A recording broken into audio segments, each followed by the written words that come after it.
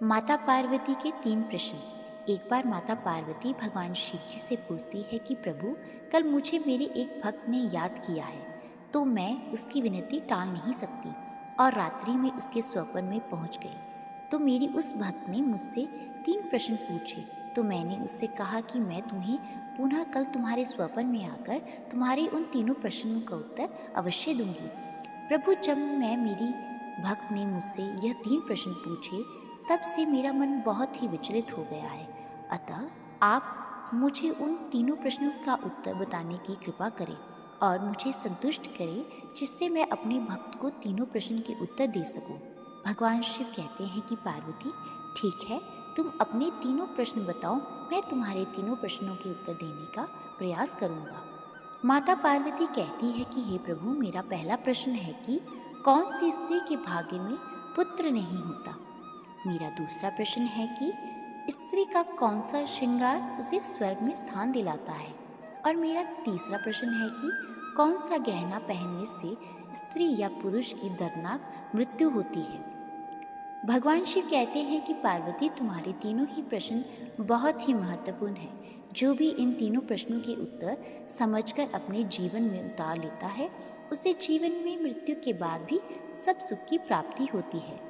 अब मैं तुम्हारे तीनों प्रश्न के उत्तर एक छोटी सी कहानी के माध्यम से बताऊंगा, मगर मेरी एक शर्त है कि जब तक मैं इस कहानी को सुनाऊं, तब तक तुम्हें पूरे मन से यह कहानी सुननी होगी, क्योंकि अधूरी कहानी सुनने से हमेशा अधूरा ज्ञान प्राप्त होता है, जो जीवन में कभी काम नहीं आता। तो माता पार्वती बोली कि ठीक है, मैं आपको वचन देती हूँ कि मैं इस कहानी को पूरे मन से सुनूंगी। तब भगवान शिव कथा सुनाते हैं कि पहाड़ों की तलहटी में एक छोटा सा गांव था। उस गांव के मुखिया के 2 बेटे थे। दोनों बेटों की शादी हो चुकी थी। मुखिया की पत्नी और मुखिया की बड़े बेटे की पत्नी, दोनों का स्वभाव दुष्ट प्रवृत्ति का था। इसलिए मुखिया की पत्नी अपने बड़े बेटे को बहू को बहुत प्यार करती, मगर छोटे बेटे की पत्नी बहुत अच्छे स्वभाव की थी। वह एक पतिव्रता स्त्री थी, घर का सारा काम भी अकेले ही करती थी। इतना होने पर भी मुखिया की पत्नी और उसके बड़े बेटे की बहू उसे छोटी बहू को हमेशा अपमान करते थे। मुखिया के बड़े बेटे की बहू का एक पुत्र था, उधर छोटी बहू के पास केवल एक पुत्री थी। उसके पास कोई पुत्र नहीं था। मुखिया की पत्नी और बड़ी बहू हमेशा छोटी बहू को पुत्र को लेकर ताना मारती रहती थी, मगर वह बेचारी क्या कर सकती थी, वह हमेशा सुनती रहती थी। मुखिया की पत्नी बड़ी ही दुष्ट स्वभाव की स्त्री थी। उसके कुटिल स्वभाव से सभी घर वाले बहुत परेशान थे। वह अपनी सीधी सादी छोटी बहू को बहुत ज़्यादा ही परेशान करती थी। उसे सताने में मुखिया की बहू को विशेष आनंद आता था। मुखिया के छोटे बेटे की बहू का नाम सुकन्या था। बेचारी सुकन्या सुबह सुबह जल्दी उठकर सब कार्यों में लग जाती थी और अर्धरात्रि होने पर कहीं जाकर बिस्तर में सोने को मिलता था। इतना करने पर भी मुखिया की पत्नी की निगाहों में सुकन्या हमेशा खटकती रहती थी। तब भगवान शिव माता पार्वती जी से कहते हैं कि एक दिन सुबह सुकन्या घर में झाड़ू मार रही थी, तो मुखिया की पत्नी वहां पर आकर बोली, तेरे हाथों में दर्द है क्या? जरा हाथ जल्दी जल्दी चला, मैं मंदिर जा रही हूँ, मेरे आने तक खाना तैयार रखना। आते ही खाना खाऊंगी और सुन, एक भी दाना बर्बाद ना होने पाए। बेचारी सुकन्या चुपचाप अपनी सास की बातों को सुनती रहती और उसकी हाँ में हाँ मिलाकर अपनी गर्दन हिला देती। फिर घर की सफाई करके सुकन्या तुरंत ही खाना बनाने में जुट गई और खाना बनाते समय वह सोच ही रही थी कि एक पल के लिए भी तो चैन की सांस ना ले पाती। लेकिन हमारी सासू माँ हर काम में कमी निकालती रहती है। उनके ताने देने की आदत पता नहीं कब जाएगी। सुकन्या खाना बना ही रही थी कि तभी बाहर से दरवाज़ा खटखटाने की आवाज़ आई। तो सुकन्या ने सोचा, अभी भोजन तैयार ही हुआ है, लगता है सासू माँ जल्दी आ गई। फिर सुकन्या ने एकदम से दरवाज़ा खोला तो वहाँ पर एक सन्यासी खड़ा था। वह सन्यासी कहने लगा, बेटी, तेरा सुहाग अमर रहे, बाबा को कुछ भोजन दे दे, मुझे बहुत भूख लग रही है। सुकन्या बहुत ही सुशील तथा संस्कारी स्त्री थी। उसने सोचा, साधु महाराज को भोजन करा दूँ तो, पर यदि कहीं मेरी सास आ गई तो मेरी खैर नहीं। फिर कुछ देर सोच विचार करने के बाद उसने सन्यासी को भोजन कराने के लिए अंदर आने को कहा। सुकन्या ने मन में सोचा कि सास से कैसा डर, यदि मेरी सास आ भी जाएगी और मुझे कुछ कहेंगी तो मैं उनसे कह दूंगी कि मैंने अपने हिस्से का भोजन उनको दे रही हूँ। फिर ऐसा सोचकर वह सुकन्या साधु को भीतर ले आई और अतिथि धर्म का पालन करते हुए उस साधु को भोजन कराने लगी। अभी साधु भोजन कर ही रहा था कि सुकन्या की सास आ गई और फिर साधु को घर के भीतर बैठकर भोजन करता देखकर वह 7वें आसमान पर चढ़ गई और एकदम से सुकन्या से कहने लगी, यहाँ कोई भंडार या लंगर नहीं चल रहा है। सुकन्या ने सास को रोकने की बहुत ही चेष्टा की, लेकिन उस दुष्ट स्त्री ने साधु को धक्के मारकर अपने घर से बाहर निकाल दिया और उसका खाना उठाकर फेंक दिया। अब उसका गुस्सा सुकन्या पर टूट पड़ा और कहने लगी कि मैंने तुझे कहा था ना कि अन्न का एक भी दाना बर्बाद मत करना, लेकिन तूने यह क्या किया? तूने इस महात्मा को इतना सारा अन्न खाने को दे दिया। सुकन्या डरते डरते बोली, माँ जी, मैंने तो उसे अपने हिस्से का भोजन दिया था, इसमें इतना भला बुरा कहने वाली क्या बात है? अतिथि तो भगवान का स्वरूप होते हैं। अतिथि धर्म का पालन तो हर गृहस्थी को करना चाहिए। इस प्रकार काफी देर तक सास बहू की तकरार चलती रही। अंत में उस कुटिल सास ने सुकन्या को भी धक्के मारकर घर से बाहर कर दिया। अब वह बेचारी दरवाजा पीटती रह गई, लेकिन उसकी सास पत्थर जैसी बन गई। उसका दिल नहीं पसीजा। सुकन्या के पास एक ही रास्ता बचा था कि वह अपने घर लौट जाए। इस प्रकार सुकन्या दुखी होकर अपने मायके के लिए निकल गई और बीच में घना जंगल पड़ता था। सुकन्या भूख प्यास से तड़पती हुई अपने मायके के लिए चली जा रही थी। तभी अचानक जोरों से बादल गरजे और मूसलाधार बारिश शुरू हो गई। वर्षा से बचने के लिए सुकन्या ने एक पेड़ की शरण धारण की, लेकिन वर्षा का वेग इतना तीव्र था कि बचना मुश्किल हो गया। किसी पेड़ की जड़ में एक कोटर बना था। सुकन्या यह सोचकर उसमें घुस गई। जब तक वर्षा हो रही थी, वह कोटर के अंदर वर्षा से अपनी सुरक्षा कर रही थी। जब सुकन्या पेड़ के कोटर में घुसी तो उसे कोटर के अंदर एक साधु मिले। वह साधु और कोई नहीं, स्वयं भगवान विष्णु थे। फिर विष्णु जी ने कहा, बेटी रोना बंद करो। मुझे मालूम है कि घर वाले तुम्हारा अनादर करते हैं, क्योंकि वह दुष्ट स्वभाव के हैं, और तुझे इसलिए मारते हैं क्योंकि तुम्हारी जेठानी को पुत्र की प्राप्ति हुई है और तुम्हें पुत्र रत्न की प्राप्ति अभी तक नहीं हुई है। तुम चिंता मत करो, मैं तुम्हें एक पर्ची देता हूँ। इसमें जो उपाय लिखा है उसे पूरी निष्ठा से करना, फिर तुम्हें एक गुणवान पुत्र की प्राप्ति होगी। और इस प्रकार पर विष्णु जी की पर्ची देखकर वहाँ से अंतर्ध्यान हो गए। इधर जब वर्षा बंद हो गई तो सुकन्या को ढूंढता हुआ उसका पति वहाँ पर पहुँच गया। फिर वह सुकन्या अपने पति को लेकर मायके ना जाकर इस जंगल में ही एक कुटिया बनाकर रहने लगी। फिर एक दिन सुकन्या को पुत्र का ख्याल आया तो उसने सोचने लगी, यदि मेरे पास भी एक पुत्र होता तो ससुराल में मेरी भी इज्जत होती। और सुकन्या ऐसा सोच ही रही थी कि तभी उसे साधु की दी गई वह पर्ची याद आ गई। फिर सुकन्या ने पुत्र प्राप्ति के लिए उस पर्ची को पढ़ा तो उसमें लिखा था, बेटी, पुत्र प्राप्ति के लिए स्त्री को रात्रि के समय पुरुष के बाएं तरफ सोना चाहिए। ऐसा करने से कुछ समय के बाद में बाईं करवट लेटने से नाक का दायां स्वर और दाहिनी करवट लेने से नाक का बायां स्वर चालू हो जाता है। फिर जब भी पुत्र प्राप्ति की इच्छा हो तो उस तिथि में मिलने से पहले यह निश्चित कर लेना चाहिए कि पुरुष का दायां स्वर चलने लगे और स्त्री का बायां स्वर चलने लगे। इस समय गर्भाधारण किया जाना चाहिए। ऐसा करने से निश्चित ही पुत्र की प्राप्ति होती है। इसलिए विपरीत नाक का स्वर चलने से पुत्री की प्राप्ति होती है। पर्ची में आगे लिखा था कि मासिक धर्म शुरू होने के प्रथम 4 दिवस में मिलने से पुरुष रूपवंता को प्राप्त होता है। 5वीं रात्रि से मिलने से कन्या की प्राप्ति होती है। 6ठी रात्रि में मिलने से पुत्र की प्राप्ति होती है और 7वीं रात्रि में मिलने से वंध्या पुत्री की प्राप्ति होती है और 8वीं रात्रि से मिलने में ऐश्वर्य पुत्र की प्राप्ति होती है और 9वीं रात्रि में मिलने से ऐश्वर्यशाली पुत्री की प्राप्ति होती है और 10वीं रात्रि में मिलने से अति श्रेष्ठ पुत्र की प्राप्ति होती है और 11वीं रात्रि में मिलने से सुंदर व संगीत आश्रम वाली कन्या होती है। 12वीं रात्रि में मिलने से श्रेष्ठ और गुणवान पुत्र प्राप्त होता है। 13वीं रात्रि में मिलने से चिंतावर्धन कन्या और 14वीं रात्रि को मिलने से सतगुरु और बलवान पुत्र प्राप्त होता है। 15वीं रात्रि के मिलने से लक्ष्मी स्वरूप पुत्री और 16वीं रात्रि के मिलने से सर्वज्ञ पुत्र रत्न की प्राप्ति होती है। इस प्रकार उस सुकन्या ने 16वीं रात्रि को अपने पति से मिलन करके गर्भ धारण किया। अब सुहा को स्नान आदि क्रिया से निर्मित होकर पूजा पाठ करके उस सुकन्या का पति लकड़ी काटने चला गया। तब ऐसा तूफान आया कि सुकन्या की झोपड़ी तूफान में उड़ गई और भारी वर्षा होने लगी। और फिर वह सुकन्या वर्षा से बचने के लिए एक पेड़ की कोटर में घुस जाती है। यह वही पेड़ था जिसमें पहले भी सुकन्या वर्षा से बचने के लिए छुप गई थी। और सुकन्या ने पेड़ के ऊपर अपना पता लिख दिया ताकि जब उसका पति वापस आए तो वह पेड़ पर लिखा हुआ पता पढ़कर इस कोटर के पास आ जाए। उधर वह सुकन्या किसी कोटर में जाकर छुप जाती है। वह कोटर एक पेड़ की जड़ में बना हुआ था। उस पेड़ के ऊपर 2 राक्षसियों का निवास स्थान था। इधर वह सुकन्या वर्षा से बचने के लिए कोटर में छुप गई थी और उधर वह दोनों राक्षसियां वर्षा से बचकर पेड़ की तरफ भागी आ रही थी। फिर पेड़ पर आकर एक राक्षसी कहने लगी, अब तो चला भी नहीं जाता, वरना मन तो कर रहा है कि सोना टापू पर चली जाए।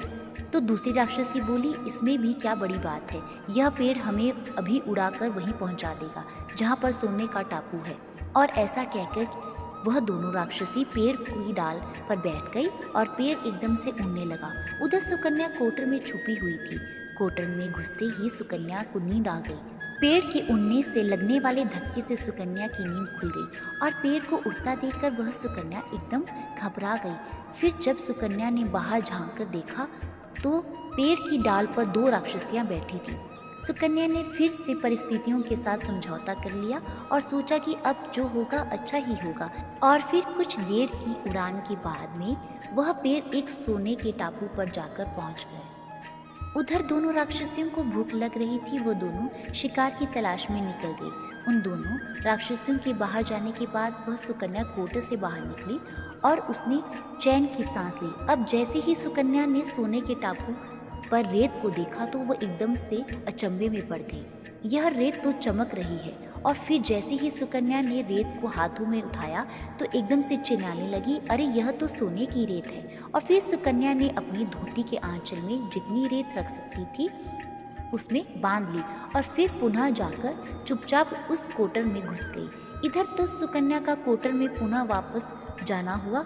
उधर दोनों राक्षसियां पेड़ पर वापस आ गई और आपस में कहने लगी, आज तो भरपेट खाना खाकर पूरी तृप्ति हो गई है, अब चलो वापस लौट जाते हैं हम जहाँ से आए थे। और फिर उसी प्रकार थोड़ी ही देर में वह पेड़ उड़कर फिर उसी स्थान पर पहुँच गया जहाँ से वह उड़कर आया था।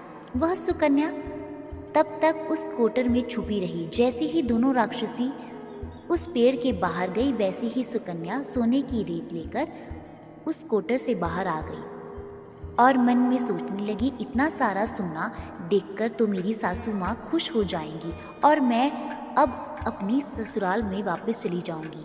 अपनी सासू को इतना सारा सोना दूंगी, फिर वह मुझसे कभी भी नफरत नहीं करेगी और हमेशा के लिए प्यार करने लगेगी। इधर तो सुकन्या ऐसा सोच ही रही थी। उधर सुकन्या का पति सुकन्या को ढूंढता हुआ कोटर की तरफ आ गया और फिर वह सुकन्या अपने पति को सारी बातें बताती है और अपने पति को लेकर अपने घर के द्वार पर पहुंच जाती है। घर जाकर सुकन्या अपनी सासू माँ से कहती है कि देखो सासू माँ, मैं आपके लिए क्या लाई हूँ। और फिर ऐसा कहते हुए सुकन्या घर के भीतर प्रवेश करती है और वह सारा सोना अपनी सासू माँ को दे देती है और किसी तरह यह सोना प्राप्त हुआ वह सारी घटना अपनी सासू माँ को बता देती है। सोना लेने के बाद में सुकन्या की सास एकदम से क्रोधित होकर बोली कि तू बहुत कम सोना लेकर आई, तुझे वहाँ पर जितना भी सोना था सारा सोना लेकर आना चाहिए था। फिर अपनी सास की बात सुनकर वह सुकन्या कहती है कि माँ जी, हमारी 3-4 पीढ़ियों के लिए इतना सारा सोना काफ़ी है। तो सास कहने लगी, अरे मूर्ख, सोना भी कभी काफ़ी होता है क्या, जितना हो उतना कम हो। अब देख मैं जाऊंगी, फिर देखना कितना सोना बटोर कर लाती हूँ। सुकन्या ने अपनी सास को बहुत समझाया पर उस लालची दुष्ट स्त्री की समझ में एक भी बात नहीं आई। उसने सुकन्या की एक भी बात ना मानी और जाकर उस पेड़ की कोटर में बैठ गई। उधर वह राक्षसियां जैसे ही पेड़ पर आई तो एकदम से पेड़ हिलने लगा। इधर तो पेड़ उड़ता हुआ जा रहा था, उधर वह सुकन्या की सास मन ही मन में खुश हो रही थी कि आज तो मैं सारा सोना एक साथ बटोर कर लाऊंगी। इधर तो सुकन्या की सास अपने मन में खुशियां मना रही थी उस समय एक राक्षसी कहने लगी, चलो आज स्वर्णद्वीप पर ना चलकर मत्स्य द्वीप पर चलते हैं। आज मछलियाँ खाने का बहुत मन हो रहा है। और फिर जैसे ही राक्षसियों ने मछलियाँ खाने का मन बनाया, वैसे ही वह पेड़ मत्स्य द्वीप की तरफ उड़ चला। इस प्रकार राक्षसों की बात को सुनकर कोटर में बैठी लालची स्त्री खुद पर संयम न रख सकी और एकदम से बोल पड़ी, अरे तुम सोने के टापू पर क्यों नहीं जा रही हो? मत्स्य द्वीप पे मत जाओ, सोने के टापू पर चलो। अब जैसे ही लालची स्त्री की ने इतनी आवाज़ दी कि राक्षसियाँ समझ गई कि इस पेड़ के कोटर में कोई ज़रूर छिपा है। और उन्होंने एकदम से जैसे ही कोटर में प्रवेश किया और फिर जैसे ही दोनों राक्षसियों ने उस लालची स्त्री को देखा तो एकदम से उठकर उस पेड़ से नीचे फेंक दिया और धरती पर गिरते ही उसके प्राण पखेरु उड़ गए। जब यह सूचना मुखिया को मिलती है कि उसकी पत्नी मर चुकी है तो मुखिया एकदम से अपने छोटे बेटे की बहू यानी सुकन्या के पास जाता है और उसे कहता है, बेटी मैं तो इसे पहले से ही समझाता था कि तू ऐसा काम मत कर, लालच करना नहीं चाहिए और बहू भी बेटी की तरह ही होती है, उनको प्यार देना चाहिए। और मगर मैं क्या करूं? उसने मेरी एक भी ना मानी और उसे उसके कर्मों का फल मिल गया। उधर सुकन्या पति के साथ सुखपूर्वक जीवन यापन करने लगी। फिर समय पूर्ण होने के बाद में सुकन्या को एक बहुत ही गुणवान पुत्र की प्राप्ति हुई। अपनी गोद में अपने पुत्र को खेलते हुए देखकर सुकन्या की खुशी का ठिकाना नहीं रहा और वह विष्णु और लक्ष्मी जी के तहे दिल से धन्यवाद करने लगी। उधर मुखिया के बड़े बेटे की बहू जो हमेशा सुकन्या को पुत्र को लेकर ताना मारती रहती थी, उसके दिन गरीबी में गुजरने लगे। सुकन्या को पुत्र की प्राप्ति हुई और उसे धन की भी प्राप्ति हुई।